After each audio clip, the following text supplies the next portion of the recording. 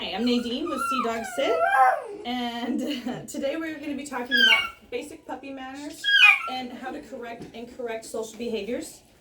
Correct social behaviors.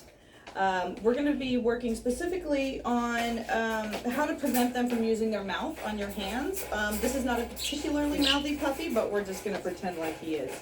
So Groot is our terrifying demonstrator today. And he's just kind of a rude little puppy. So we're going to start talking about basic obedience and setting some of those boundaries. One thing he is giving me a perfect example of, and we're going to start talking about interacting with them from the very beginning. And what he's doing right now is asking for my attention and asking for my hands. And we want to make sure that we are rewarding appropriately with the right behavior. So one of the first things we usually do is take our hands and push them off of us. So what's happening? He's asking for our hands, we're giving him our hands. And then, so we're immediately rewarding him, but we're rewarding the wrong behavior. We are rewarding them coming up into our personal space. So what we want to do is redirect that behavior into the appropriate behavior, which we are going to ask him to sit and be calm. So when the words aren't working, we're going to go to another tool to communicate, and that tool in this instance is going to be our leash.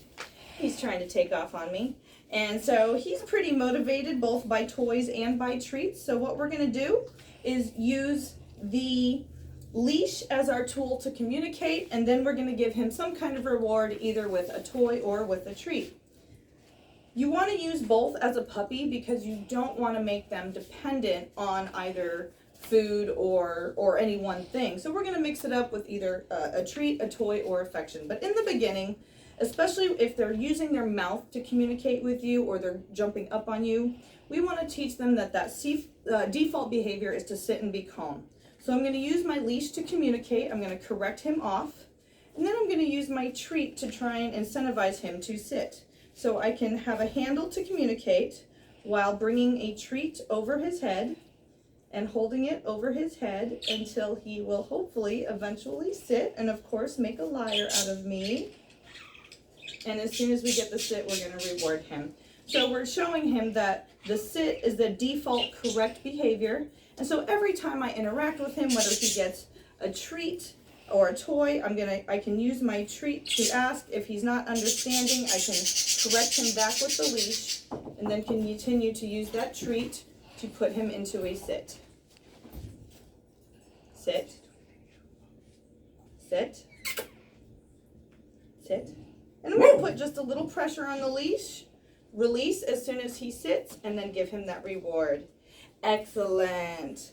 You can do the same thing with a toy as an incentive. So again, we're trying to teach him that the appropriate way to ask for things is through sitting and calm. So sit. Sit. So he's not as driven by the toy, so I'm going to go back to my treat. Sit. And try it without the leash that time. We get the seat, he gets the sit, he gets his reward. So we have successfully used our leash to communicate. This becomes our safe handle to communicate without putting our hands at risk of those sharp little needle puppy teeth. And then we're using our incentive to reward him when he gives us the correct and appropriate social behavior. So he's already sitting. You can also reward the eye contact with a focus. So sit, sit,